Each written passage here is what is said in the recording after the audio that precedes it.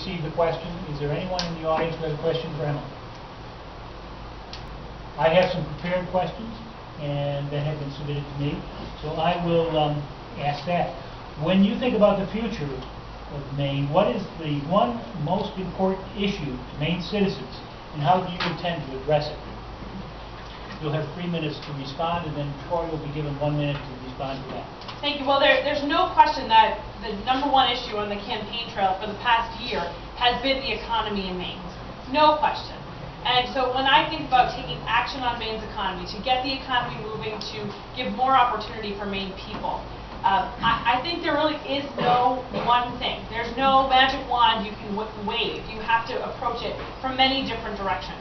So for me, it starts with raising the minimum wage, equal pay for equal work, investing in education, and specifically working to lower the student debt by investing in Pell Grants and working to pull back on the federal government being in the loan business for schools. I think it's more important to get back to focusing on targeted relief for working families, for young people across the state of Maine who want to start their careers after college. And I think at the same time, we need to be investing in infrastructure. And no matter which county I've been in over the past 12 months running this race, issues of broadband, cell phone service, roads, bridges, airports, ferries, ports, that foundation that the federal government has an important role to play in building really is what I believe will make the difference for us to grow the economy across the 2nd districts. And so when I think about the #1 thing, looking at the future, there is no one thing, but everything gets run through the priority of how do we grow Maine's economy, how do we get that economy moving across the 2nd district. Troy, response to that? Well, I certainly agree with probably everything that Senator Kane just said, but I think it's definitely a mentality. You know, in this race, I've been said to want to bring the country back 50 years. I don't agree with that in a lot of ways, but I do think that 50 years ago, you know, workers in this country felt a lot more secure in what they were doing. We had, you know, thriving industry in this state. We had mills. And I think that it's time that we quit worrying about, you know, making compromises with the Tea Party in Washington, quit worrying about giving breaks to Wall Street Democrats, and start refocusing on, you know, the mainstream people, the people that actually have driven this economy, and start giving tax breaks to those type of people. Start creating incentives to put down roots here in Maine and start jobs here in Maine. Not worried about trying to offshore, get jobs out of here, things like NAFTA, Trans-Pacific. Those are all things that have killed this economy and killed this country. And I think that, you know, going back to having a real focus on making sure that these businesses that are fair and want to do good things in this country get the incentives is what we need to do, instead of worrying about you know, like I said, Wall Street getting everything that they have over the last, you know, 10, 15 years. Thank you. Second question to Troy.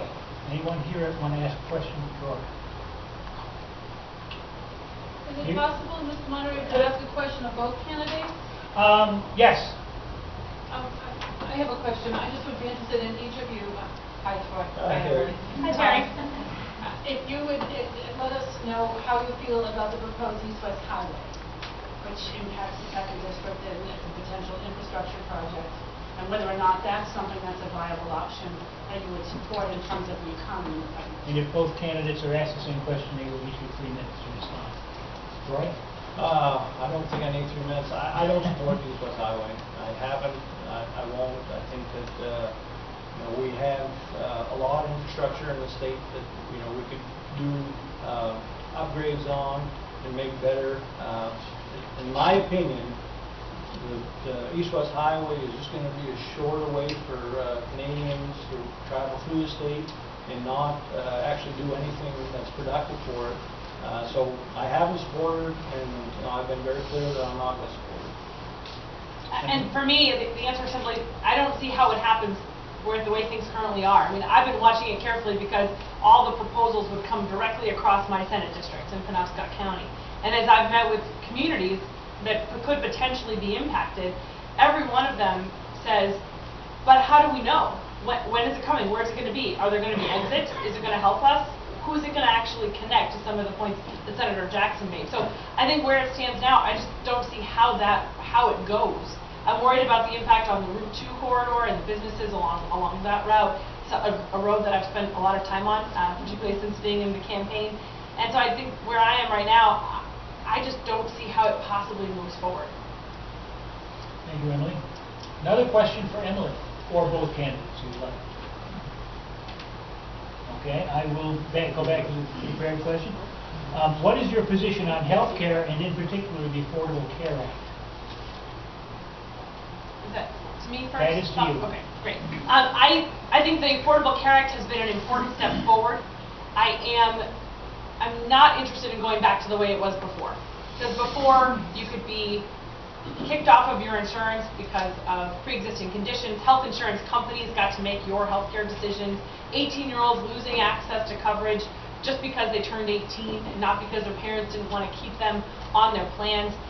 We can't go back to that time. I've been encouraged campaigning during the rollout of the website in the fall was pretty interesting because 6 months ago, traveling around, heard time and time again, this is a mess, I'm so concerned. But now, almost everybody knows somebody who's gotten insurance through the exchange.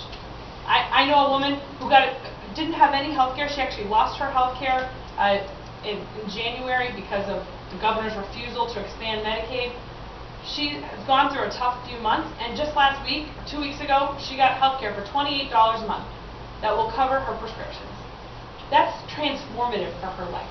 So for me, I want to go to Washington to work on improving the Affordable Care Act, to make sure that it's affordable for small businesses, that they can actually extend that health care benefit to employees, that it's affordable for families who have no other option, and particularly watching the rates. And I know there'll be proposed rates coming out in the next few weeks around small businesses and individuals and families. And I'm worried about that because I don't think we've done enough on the cost side of healthcare, lowering the overall cost and focusing on prevention.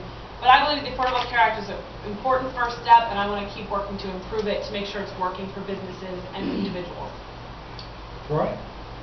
In the 12 years, I'm certainly known as a labor advocate, but healthcare is really my passion. I think that the Affordable Care Act, definitely, I don't want to see it go away.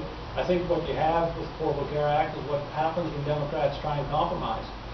It isn't what it should be. It needs to be strengthened, the law, but it is the law of the land, and I support it. I think we need to fix it because it didn't go far enough. I would support universal health care. I've said this, I don't want to have a Sarah Palin moment, but I live in St. John Valley. I actually have a Fort Kent office, and I can look right into Clare and Brunswick and see people running around that have national health care, and they don't complain about their health care system. And they're right there. They're only 1,000 feet away from me, and it truly is a dividing line. Something that, in my time, I'm on my 3rd pacemaker now, and I know that how lucky I was to be elected to get government-sponsored health care. And everyone knows that I've said it time and time again, it's an embarrassment. It's something that I can't stand to go back and look at my constituents in the face, that they don't have health care. And I was lucky enough that they voted for me is the only reason why I have health care. That's something that makes me sick to my stomach, and it's a real problem in this country, and something that I think everyone that goes to Congress that doesn't support this should be ashamed of himself. I know I'm ashamed of myself right now that we don't have a better plan. Thank you. Questions from the audience? Yes, ma'am. Monday is Memorial Day, so I want to ask what you think are the top issues affecting our veterans and supporting them. Thank you. Troy, that's to you. Well, I think our top issues with the veterans is a lot like other things, is that, in this country we have a real problem of making commitments and then not following through on them. And with our veterans, I think that's, one of the absolute worst things. I mean, you ask people, men and women, to go to war, go fight for our freedoms, protect people like myself and my children. And then if something happens to them, when they come back, we have things like, what we have right now, people waiting for services and not getting the health care they need and deserve. And to me, that's an issue that, again, is something that should never be. When you make those commitments, you have to follow through on them, and especially in that regard. I think Senator Sanders said it very well this week, if you're not going to follow through on your commitments, then don't go to war. It's as simple as that. And so when you ask people to make the ultimate sacrifice, by defending you, then you have to make sure that they get those services that they need when they come back. And we haven't been doing that as well as we should. This is a race that I'm sure myself and Senator King both feel Congressman Michaud has done a lot for veterans, and it's big shoes to fill in that regard. But I don't think you really can ever do enough for men and women that's been in the service, because that really is something that I have to worry about my two sons at night, what they're doing, where they are. But to have children that are, men and women that are over there and wonder about what's happening to them is something that I can't really fathom what it must be like for parents and for sons and daughters that have mothers and fathers over there. So this is really a core issue that again, there's just no room for not following through on those commitments. Emily? Thank you. Certainly, Senator Jackson said, I'd like to say Congressman Michaud leaves behind a big pair of New Balance sneakers when it comes to veterans issues in our state. And I was once taught that when a member of Congress votes to send someone into harm's way, they are taking a vote to take care of that person for the rest of their lives, them and their families. And so when we think about support for veterans, it's embarrassing what's been in the news this week with the long waits and people dying because of us not doing our job and responding and making sure people get access to the benefits that they deserve. But I think support for veterans in Maine, where we have such a large number of amazing veterans in our state, it's absolutely healthcare and access to those benefits in rural places, like Congressman Michaud has spent so much time and energy doing. But it's also about making sure there's opportunity for younger veterans when they return from service, for employment, for education, for training. Mentioning it earlier, but again, the GI Bill, something that has opened doors for completely amazing lives for people for generations. I'm the granddaughter of two World War II veterans. My uncle served in Vietnam, and two of my cousins served in Afghanistan. I take these issues very seriously and look forward to continuing the work that Congressman Michaud has done. Thank you. Other questions from the audience? Hearing none, I'll move on. There's one. I'm sorry. Yes. Emily, do you support tax cuts for the wealthy? Thank you for the question. I do not, as a rule, support tax cuts for the wealthy. And in fact, the budget referenced by Senator Jackson earlier, which I voted for, included tax cuts that I publicly stated at the time, was even quoted in the paper as saying I hated them. But that was a terrible time. That was the worst budget I'd ever seen in my 10 years there, having worked on budgets. And I know what we've protected in that. I know what we protected in that budget. 28,000 people were able to keep their health care for 3 more years because we stayed at the table. Prescription drugs for the elderly, the Drugs for the Elderly program was protected completely intact because of that negotiation. We were able to make sure that nursing homes didn't close. And we were able to, even in those tax cuts, we were able to sneak in things that were good for working people, like helping fishermen with the price of fuel. And there are so many things that were worth staying at the table for. I think most of all, even though it was the most difficult portion of that budget, was the work around pensions. Because I know if we didn't stay at the table, Bruce Poliquin and Paul LePage would have made those decisions. And that was unacceptable. There's no question that was a very difficult budget. I believe the alternative was much worse. And I'm glad to have been at the table for these past 2 years since then, working to push back and restore some of the things that were cut in that original budget. Thank you for the question. Roy? Well, it's very clear. We didn't need to pass that budget because of the way that Maine's law works. We were in a two-stage budget system, and Republicans needed us at that point. They needed Democrats to come along, and I think that was a failure in leadership in that. This was a chance for Democrats to stand up and push back and say, no, we're not going to give tax cuts to the rich. This is the type of thing that has ruined this economy already. We've seen it nationally with Wall Street, and we don't need to do this now. And we certainly don't need to go after teachers and state workers' pensions. That was, in my opinion, a time some of us were willing to say no and fight for that. Unfortunately, we couldn't get enough Democrats to actually push back. And that's what I'm saying about this race. You know, going into this, that we're going to be in the minority, whoever wins this seat in Washington.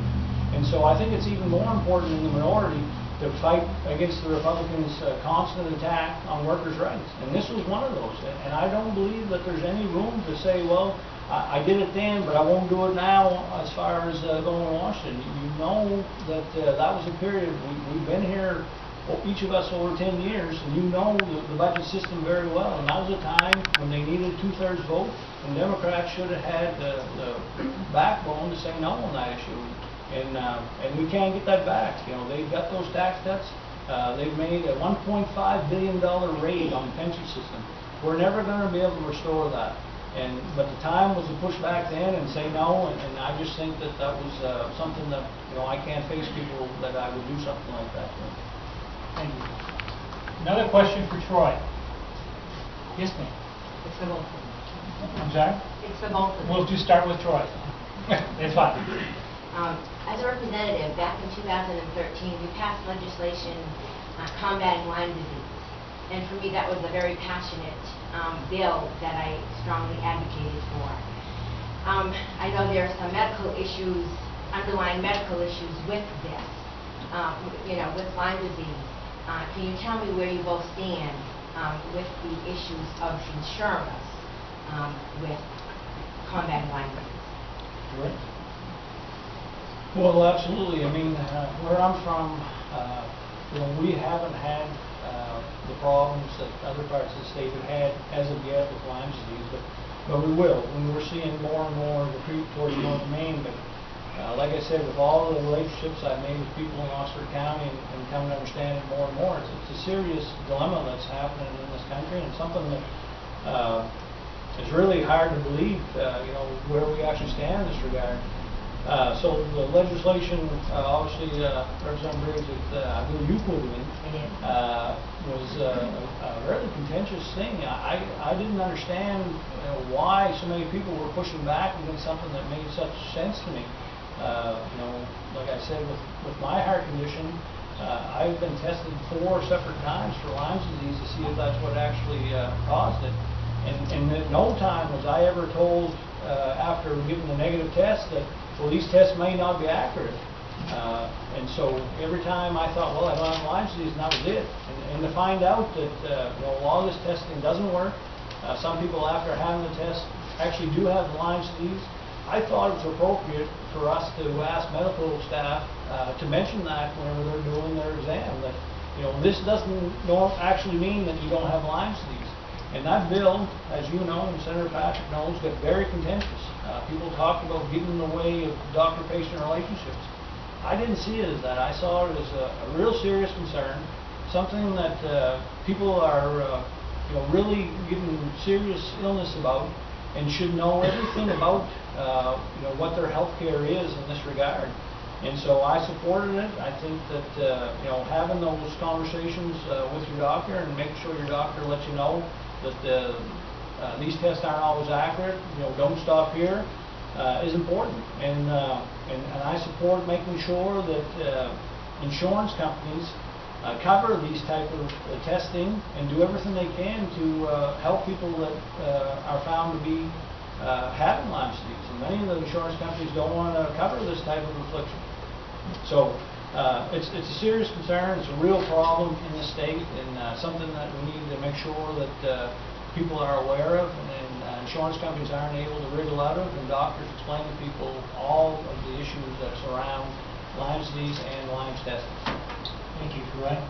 Emily? Thank you, and Representative Briggs, thank you for all of your work on Lyme disease. I think it's amazing how much now everybody, again, knows somebody who's got Lyme disease.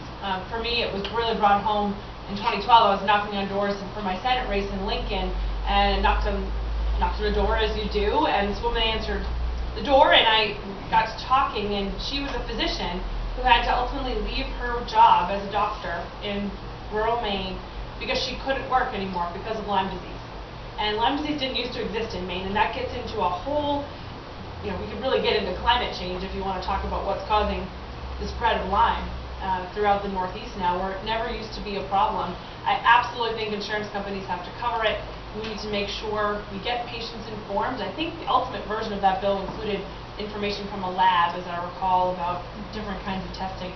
I'd have to go back and look, but I think it's important that we keep pushing. Absolutely, it should be covered, and I think it's a very scary reality that in Maine we're now going to have to deal with. And I know there's a lot of work going on across the state to educate people about what to look for. Sometimes pictures are not fun to look at when they show them on the news about how to find a tick, how to take it off, how to help your dogs or your cats. And I think the best thing we can do is keep talking about it and keep raising awareness and taking action. So thank you so much for your work.